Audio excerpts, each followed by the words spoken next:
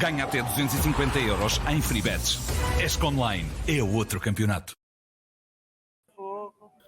Muito bom dia a todos, estamos em direto para mais um Mercado Recorde. Estou hoje com o Sérgio Cretinas e com o António Mendes e hoje é um dia particularmente especial no universo benfiquista porque é o dia 1 da época 2023-2024. Os jogadores do Benfica fazem hoje os exames médicos e os habituais testes físicos, mas sobretudo os adeptos esperam pela chegada de Di Maria, que acontecerá nas próximas horas. Sérgio Cretinas, bom dia. É de facto o tema que marca a atualidade, passa mesmo por saber quando é que chega Di Maria. Como escrevemos hoje, chega mesmo nas próximas horas e terá direito a uma apresentação muito especial. Tens alguma novidade sobre este dossiê? Bom dia, Rafael. Ontem foi um dia em que a pergunta foi feita muitas vezes e houve várias respostas. A informação que eu tenho é que não há nesta altura previsão de que Di Maria chegue hoje a Lisboa. Chegará nas próximas horas, eu creio que até amanhã chegará, mas parece-me que esta hora, e estamos a falar às 10h30 da manhã, não há ainda nenhuma previsão de Di Maria chegar. Será normal que viaje para Lisboa num voo privado, como sabemos está em Ibiza, pelas fotografias, pelas publicações da sua mulher nas redes sociais, no Instagram, dá para ver que ontem à noite ainda esteve em Ibiza a desfrutar dos últimos dias de férias, inclusive numa discoteca, creio eu, chamada Liu Ibiza. Portanto, está ainda de férias, claramente. Por aquilo que sei, não há nenhum avião privado a vir de Ibiza, ou pelo menos não há nenhum avião programado a vir de Ibiza para o aeródromo de Tires, que é onde normalmente aterram a maior parte dos voos privados e aviões pequenos em Lisboa, mas isto durante o dia pode mudar. De um momento para o outro pode ser reservada uma slot na pista de Tires e haver essa indicação. Ontem à noite, sei que não estava previsto esse avião para hoje. A informação, o Benfica não está a dar nenhuma informação oficial. Seguramente não vai ser apresentado hoje, Di Maria, e por aquilo que sei, o Benfica vai tentar tê-lo escondido até a apresentação, no sentido de há um interesse grande da parte do Benfica. O Benfica quer de alguma forma fazer uma grande cerimónia de apresentação, causar um impacto grande na apresentação, e por isso vai querer que seja de facto algo com impacto e uma surpresa para os adeptos, o que não pode acontecer, obviamente, se a chegada de Di Maria for sendo explorada aos poucos, quer com a viagem de avião, com a chegada ao aeroporto e tudo mais, e portanto eu posso dizer isso. A intenção do Benfica é ter Di Maria escondido até à apresentação, que não será hoje, seguramente. Haverá exames médicos a fazer, outros procedimentos a fazer, a assinatura do contrato, mas seguramente será nas próximas horas, e eu acredito que até amanhã, mais tardar até sexta-feira, na pior das hipóteses, Di Maria vai vestir a camisola do Benfica, vai voltar a vestir a camisola do Benfica. António, é um reforço que gera expectativas não só por parte dos adeptos, mas também pelo próprio clube, pela forma como também quer apresentar o jogador. Já vimos até adeptos em Tires, por exemplo, havia uma outra adepto ontem à espera de Di Maria, mesmo que o jogador não tenha chegado, mas havia essa ânsia pelo jogador. Parece que estas expectativas correspondem àquilo que Di Maria pode apresentar no Benfica, e também se esta chegada espalhou um bocadinho a ambição que o Benfica quer ter para a próxima temporada, não só a nível interno, mas também lá fora, naturalmente. Espelha claramente. Antes de mais, bom dia a todos e a todos que nos ouvem e que nos veem. Espelha claramente, trata-se de um jogador que pode fazer a diferença esta época no Benfica, apesar da idade. Não podemos esquecer que, em termos desportivos, o Di Maria, nos últimos anos, no PSG e na Juventus, foi um jogador que teve muita regularidade.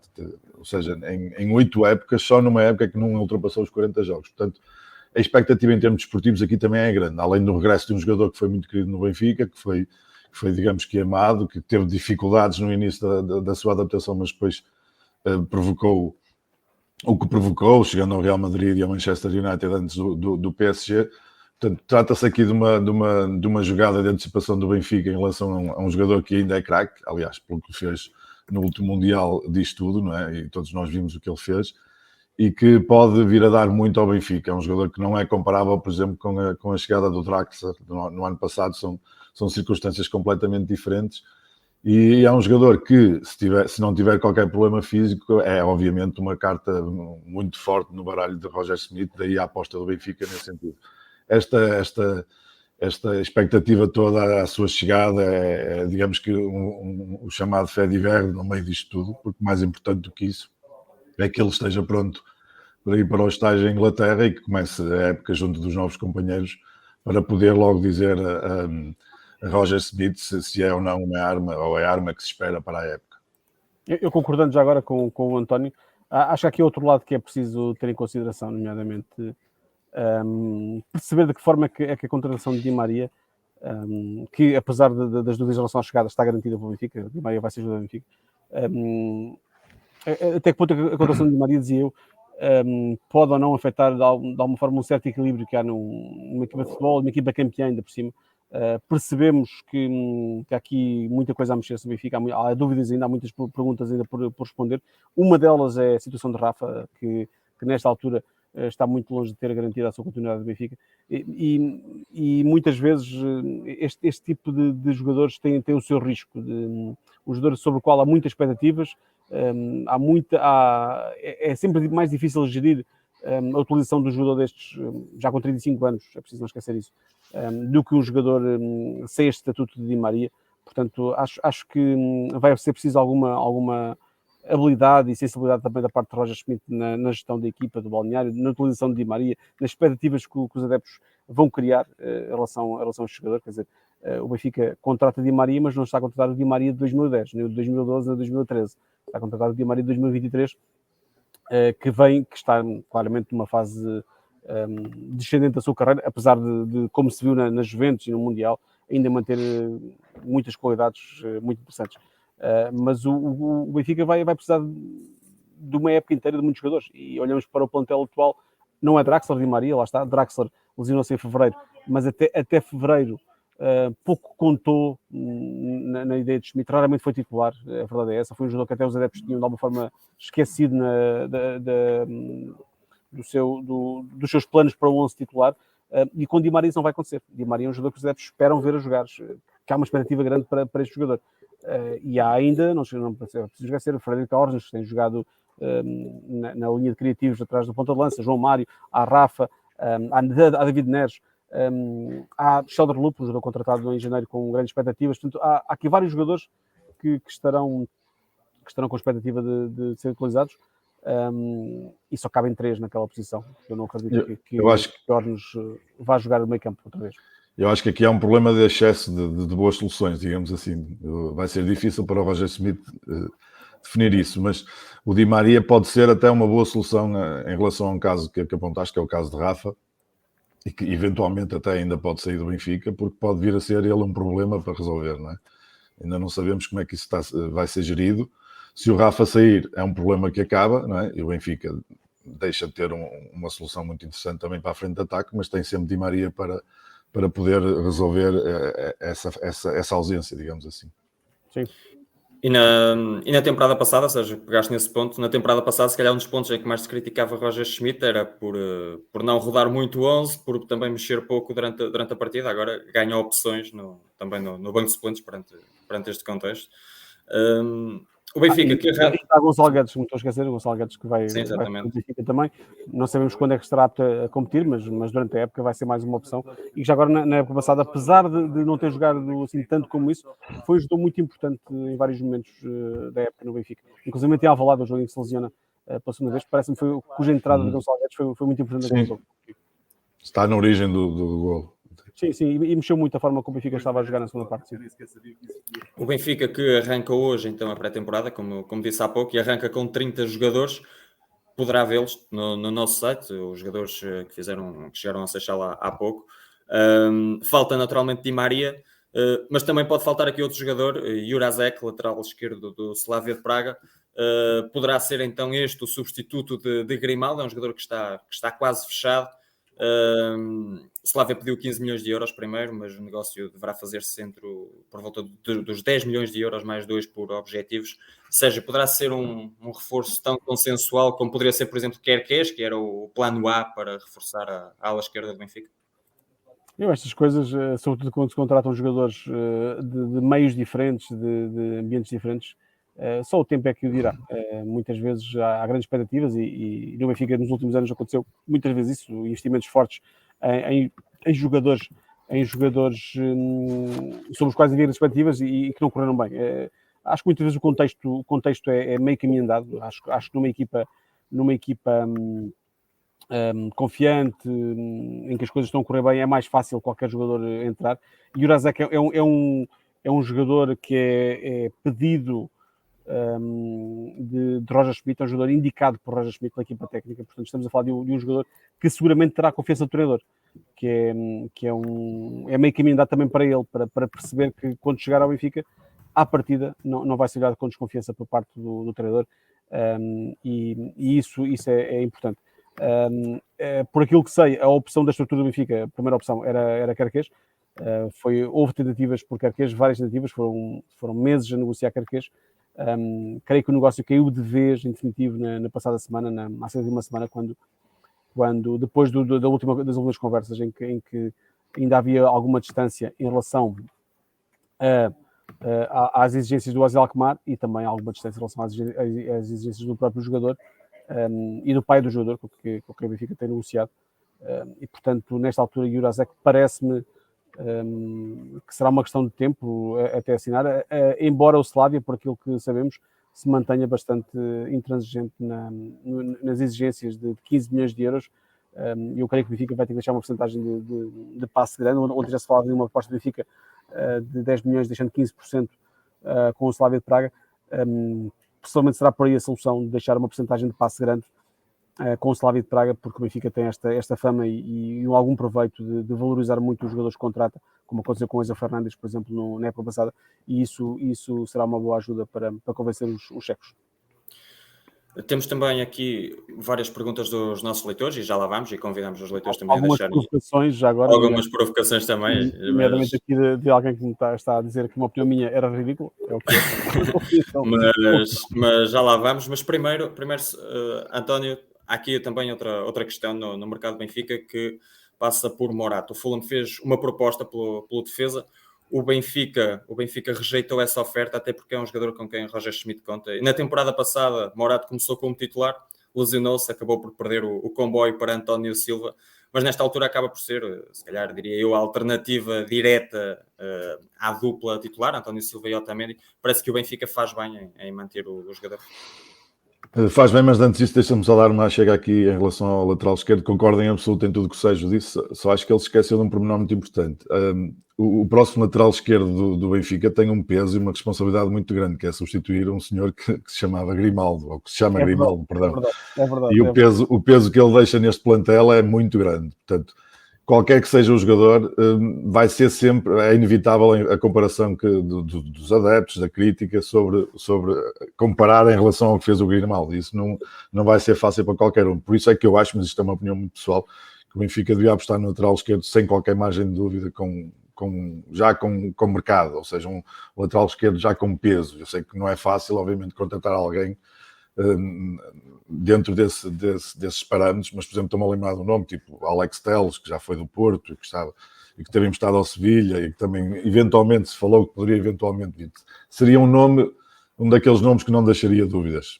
Kerkez e Jurasek, tanto um como o outro, deixam ainda algumas dúvidas, precisamente indo de encontro ao que o Sérgio disse, porque são jogadores que não se sabe o que vai sair dali, podem chegar aqui e fazer uma época espetacular ou até não fazer. Dentro daquilo, por exemplo, que aconteceu com o Bau ano passado, também havia muita desconfiança e ele acabou por corresponder.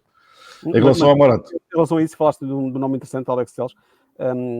Por aquilo que percebo, o tipo de jogador, isto é uma regra, não é uma regra absoluta. O tipo de contratação que Roger Schmidt prefere para o Benfica é jogadores que estejam numa fase ascendente da carreira e que sintam que o Benfica é o ponto mais alto da carreira deles até este momento. Isto é, Alex Telles já de facto é um jogador que já jogou no Manchester United, já deu o salto do futebol português, das casas do futebol Porto, para um dos maiores clubes do mundo, que é o Manchester United, e muitas vezes é difícil, até na questão da motivação do jogador, de o voltar a dar-lhe a fome de bola, é difícil, é mais difícil para alguns jogadores. Depois há casos específicos, obviamente, e o Benfica contratou Gonçalo Guedes a meio da época passada, é um jogador da casa. Di Maria também é um jogador com uma ligação efetiva importante e daí talvez a exceção. Mas normalmente o perfil do jogador que o Roger Schmidt prefere é esses jogadores como o Frederico Alves, como o Bá, jogadores que estão numa fase crescente da sua carreira e que sintam que o Benfica... Chegaram ao topo. E que estão ainda, sobretudo, a olhar para o topo. Que o Benfica, aquilo que disse Enzo Fernandes quando chegou a Portugal, que o Benfica é uma boa porta de entrada para chegar a um clube de topo. É um bocadinho essa lógica, porque de facto um jogador que se sente nessa posição tem se calhar uma capacidade de sacrifício e uma motivação que outros já não têm, é mesmo assim. Mas, em relação eu é que peço desculpa porque andei um bocadinho para trás aqui na nossa conversa. Em relação ao Morato, acho perfeitamente natural o Benfica não querer para já ouvir propostas que não sejam daquelas completamente irrecusáveis, porque estamos a falar daquele que neste momento é o terceiro central do plantel, atrás do Morato e do António Silva. E só não é o segundo, porque todos sabemos, como tu bem referenciaste, Rafael, porque teve aquela lesão logo no início da época, creio que no jogo com o Estoril, no final do jogo com o Estoril, e que o afastou, e isso possibilitou a entrada do António Silva, e depois foi a história que todos sabemos, não é? Uma história de amor completo, não é? Do menino que ganhou o lugar e que ganhou o Mundial e ganhou até a seleção. No caso do Morato, eu acho que o Benfica faz bem em tentar tudo para mantê-lo no plantel, porque acho que vai ser, obviamente, a terceira solução, sempre que Otamendi ou António Silva não puderem jogar. O Benfica tem excesso de centrais, como sabemos, 6, creio eu, não é? Portanto, algum deles vai ter que sair. Eu diria que pelo menos 2. Não sei se o Roger Schmidt vai ficar com 5, ou pelo menos 2, e ficar com 4. Mas não me parece que seja Morato um dos visados para sair. Obviamente estamos mais a falar entre Tomás Araújo, João Vítor e o Veríssimo, Lucas Veríssimo. Entre eles os 3, pelo menos 2 vão sair, presumo. Sim. Não, parece-me, há uma coisa que é, Morato é um jogador que agrada muito a Roger Schmidt, é um dos jogadores com quem o Roger Schmidt de facto conta, considera que tem muita qualidade e de facto ser canhoto também ajuda, portanto é um dos jogadores que eu não me admirava que mais tarde ou mais cedo se assuma como titular do Benfica. Não sabemos, António Silva fez uma grande temporada, é verdade.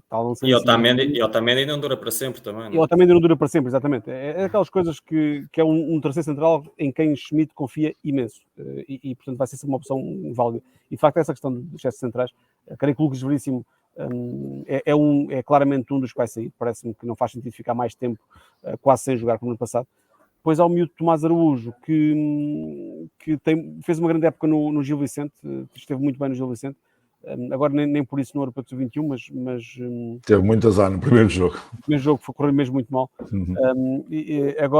Mas fez uma grande temporada, era um jogador que no ano passado, quando começou a temporada, via-se que achava-se no Benfica que estava à frente para fazer parte do plantel, depois o furacão António Silva passou à frente dele.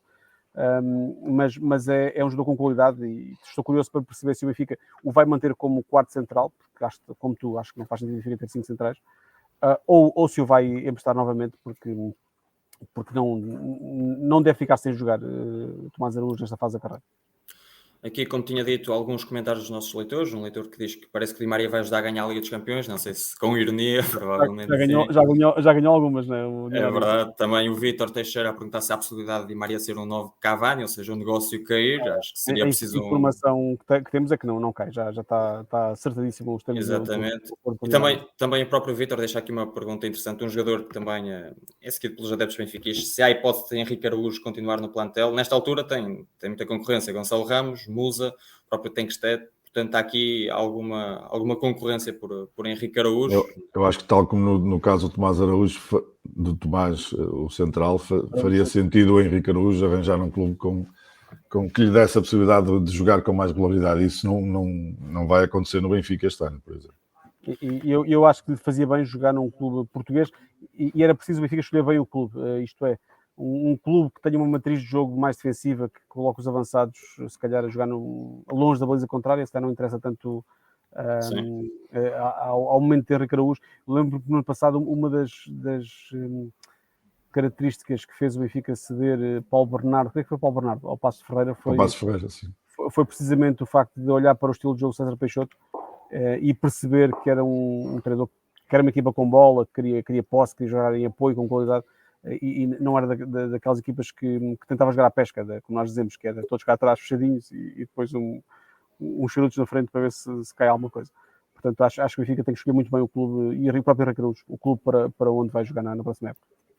Também aqui uma pergunta sobre Tiago Santos, a perguntar se Tiago Santos ainda é um jogador que interessa ao Benfica. Como escrevemos na edição de hoje, o destino de Tiago Santos poderá passar e deverá passar pelo estrangeiro, sendo que o lateral tem um clube alemão e um francês interessados. Portanto, vamos ver qual será o destino de Tiago Santos, ele que foi um jogador referenciado pelo Benfica.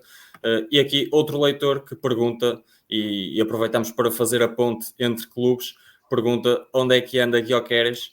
A verdade é que a novela vai longa. António, as negociações vão longas entre o Sporting e o Coventry pelo avançado. Parece que faz sentido continuar à espera nesta altura. É certo que a janela de transferências arrancou de forma oficialmente, mas também já sabemos que com o Ruben Amorim também, se o alvo está definido, normalmente é mesmo para apontar para esse alvo. Sim, muitas vezes a teimosia é o primeiro princípio. Portanto, se o Ruben insiste, se o Sporting não passa daquilo que acha que é o limite, isso pode ser o princípio para garantir o jogador. Segundo o que eu me apercebi até pela peça que escrevemos no Record, o Coventry também não está aqui a nadar em águas muito limpas, digamos assim, precisa de dinheiro, tem poucos jogadores no plantel, acho que são 16 até. Portanto, dizem que não. Que se armam ricos ainda por cima, sim. Mas há aqui um notório braço de ferro, eu creio que a diferença está em 2 milhões de euros ou 2 milhões de libras, já não sei, mas de facto é um dossiê que já dura há demasiado tempo. E mais preocupante que isso é que não é conhecido o plano B. Sabemos que há um plano B, mas qual é? Não é conhecido. Mas daqui até dia 31 de agosto muita coisa pode acontecer, digamos assim. E pode até dar-se o caso do Sporting não conseguir contratar este jogador e contratar um melhor, nunca sabemos. Agora, que é um investimento para a realidade do Sporting, seria o mais avultado da história, creio até. Portanto, tem que ser olhado com algum cuidado. Aí compreende-se a viagem do presidente Frederico Varandas e com o diretor desportivo, o Viana, para tentar desbloquearem a situação. À partida não foi desbloqueada, porque chegaram anos e não houve luz verde, digamos assim, sobre esse assunto. Mas, obviamente, temos que todos concordar que já é um dossiê que já dura há demasiado tempo. Já é a chamada novela de verão do Sporting neste defesa, digamos assim. Sim, há pouco havia um leitor a perguntar se podia acontecer com o Di Maria o que aconteceu com o Cavani, que depois o negócio caiu. Eu acho que neste caso já é o Cavani de 2023, né? Que estamos já. Aliás, a pergunta do nosso leitor há pouco já era o Gyökeres está onde, que era aquela expressão célebre do Cavani está onde. Portanto, estamos a falar de um negócio. A primeira manchete de Gyökeres fez manchete de Record, creio que a 3 de junho. Já foi 1 mês e 2 dias quando noticiámos que era o alvo do Sporting. Na altura já estava a ser negociado, e estamos a falar de uma negociação muito longa, e com o Frederico Varandas aí na Inglaterra, e a não desbloquear o negócio, eu acho que isto começa a ficar, a dar uns ares de que a coisa começa a ficar feia, parece-me, para o lado do sim ao negócio. Ou então o segredo foi tão bem guardado que ele pode ser apresentado amanhã, não é? Às vezes também acontece esse tipo de coisas no futebol, não é? Pode ser, mas nesse caso era preciso estar muita gente a ser enganada em simultâneo. Pronto, acredito. Na nossa edição de hoje também poderá ler tudo sobre a despedida de Ugarte do Sporting, dos colegas, o Ugarte que está a caminho do PSG, mas também temos outra notícia sobre o mercado de Viaja hoje para o PSG. Sim, exatamente. Viaja para Paris e também temos a notícia sobre Gonçalo Inácio. Newcastle está a rondar o defesa central. António, pergunto, o Sporting tem aqui 3 ou 4 ativos valiosos no mercado, não sabemos ainda se venderá alguém ou não, mas Gonçalo Inácio poderá estar nesse leque de jogadores que o Sporting poderá vender e garantir um encaixe significativo. E pergunto se desse leque será esse ativo mais valioso. É um dos mais valiosos, seguramente, depois de Pote, seguramente é um dos mais valiosos, até porque é um jogador que já foi internacional lá, portanto isso tem sempre peso neste tipo de situações. Agora, o que me parece é que o Sporting, na posição de eventual vendedor, está numa posição relativamente confortável, até pelo aquele trabalho que a gente fez há dias do encaixe significativo que entrou, curiosamente, no dia de aniversário do clube, a venda do Porro e com esta entrada do dinheiro do PSG pelo Ugarte. Portanto, neste momento, em termos de eventuais saídas, o Sporting está relativamente confortável sobre isso, porque tem uma posição económica ou financeira minimamente controlada e pode jogar com isso. Quanto ao Gonçalo Inácio, eu sinceramente acho que seria eventualmente prematuro ele sair já do Sporting. Acho que mais uma época em Alvalade, a maturar ainda mais o seu jogo, com o Ruben Amorim, que é um treinador que já se percebeu que gosta muito dele, portanto que lhe vai dar os minutos que tiver que dar, seria importante para ele. Agora, nestas coisas, todos nós sabemos que o que manda, o dinheiro também é importante, não é? E o Newcastle, estando interessado no Gonçalo, poderá ter um contrato que é daqueles, os chamados contratos irrecusáveis, e poderá levar o jogador a pensar duas vezes entre aceitar ou não a ida para a Premier League, que convenhamos também que é uma competição que todos os jogadores sonham chegar. Portanto, será uma oportunidade que pode não voltar a acontecer, e depende destas duas vontades. Lá está, o Sporting está confortável, o Gonçalo pode eventualmente forçar a saída, que eu não acredito. E, na minha opinião, volto a dizer, era bom para ele ficar mais um ano em Alvalade. O Filipe Saraiva pergunta aqui sobre se o Sporting vai atacar a época novamente com o Gaio a lateral direito. Aquilo que temos escrito, e já houve vários alvos, e vários alvos estão a ser estudados pelo Sporting. Já falámos de Van de Beek, Lamptey. Sérgio, parece aqui uma posição prioritária para o Sporting reforçar na próxima temporada? Acho que há pouco falávamos de Grimaldo, e se calhar não é muito diferente. Porro deixou um vazio muito grande, quer dizer, Porro não se encontram porros debaixo das pedras, não é? É daqueles jogadores muito difíceis de substituir. Eu acho o Gaio um bom jogador de plantel. O Ruben Amorim gosta muito dele, aliás, é daqueles que vai de certeza à selva, usando com o Ruben Amorim. E acho que aquilo que também se fez de Gaio em vários momentos, que os adeptos muitas vezes fizeram de Gaio, também não foi justo. Não é Porro, é um problema, e acho que o Sporting precisa muito de grandes laterais, de grandes alas, pela forma como joga, de jogadores que tenham capacidade de fazer grandes piscinas e rapidamente. A Gaio não tem essa qualidade técnica, não tem esse pulmão até para fazer o que fazia Porro, mas a pergunta é: quem é que tem? O Sporting consegue encontrar um Porro a um preço que consiga pagar? Se calhar não. Se calhar mais vale ter Gaio. Há Gonçalo Esteves, que vamos ver o que é que vai dar, o que é que o Sporting quer fazer de Gonçalo Esteves, que quando jogou há 2 anos teve bons sinais, deu bons sinais. Depois teve uma época infeliz no Estoril, até voltou a meio da época para o Sporting, mas eu acho que se é para contratar só por contratar, e temos o exemplo do ano passado em que o Sporting contratou vários jogadores que entretanto já não contam para Ruben Amorim, que é um fenómeno também um bocadinho estranho num clube que sabemos que não há nada de dinheiro. Acho que contratar jogadores, por baratos que pareçam, como Sotiris, como até Rochinha, como Arthur, e um ano depois os jogadores não contam. E mesmo o empréstimo do Belleirinho acabou por não resultar, não é? O empréstimo do Belleirinho acabou por não resultar, portanto, se calhar mais vale o Sporting apostar e agarrar-se ao que tem, do que estar a fazer mais um tiro no escuro só para fazer número, e daqui a um ano ter mais um jogador para colocar, como tem agora outros jogadores que contratou no ano passado. Eu diria que ali ao lado, desculpa, ali ao lado, ainda há pouco falaste disto, Rafael, tem o Tiago, aquele menino do Estoril, poderia ser aproveitado até como uma alternativa ao Gaio, ou até possivelmente para lutar pela titularidade com o Gaio. E o investimento aí não seria tão grande. Presumo que o Sporting até tinha um direito de preferência sobre ele. Mas o Estoril está a pedir mais de 5 milhões de euros pelo passe de Tiago Santos, portanto já estamos a falar de um valor que se calhar é alto, apesar do salário do jogador seguramente ser baixo. O Nuno Duarte, como disse há pouco, pergunta por reforços para o Futebol Clube do Porto, e é mesmo por aí que vamos pegar agora, porque André, médio ligado ao Chelsea, que esteve no último ano e meio no Vasco da Gama, está muito perto de ser reforço do Futebol Clube do Porto, um jogador que chega para cumprir a missão de Uribe. António, em que contornos está este negócio? Mas, como nós escrevemos hoje, está praticamente certo, e é uma jogada de mercado muito interessante do Futebol Clube do Porto, em função até das dificuldades económicas que todos sabemos que o Futebol Clube do Porto ultrapassa. Conseguir este menino para o meio campo, que eu chamo-lhe menino por ter 19 anos, mas é já um rapaz com muita experiência. Estamos a falar do capitão da seleção de sub-20 do Brasil, com experiência a esse nível. É um jogador com muita personalidade e que de facto poderia ser o substituto ideal para o Uribe, até porque não é um jogador que se limita a tapar bem ali os caminhos do meio campo, é um jogador que também ofensivamente é muito interessante, é um jogador que visa muito a baliza adversária. Em relação ao negócio, é um negócio possível nesta altura, que virá por empréstimo do Chelsea. Ele é um jogador do Chelsea, ele foi contratado pelo Chelsea ao Vasco da Gama em janeiro, mas acabou por não vir para o Chelsea porque não cumpria aqueles requisitos que são sempre necessários para um jogador profissional entrar em Inglaterra. Manter a licença de trabalho, sim. Exatamente. Entretanto, continua no Vasco da Gama, continua a ser um jogador bastante útil, a jogar muitos minutos.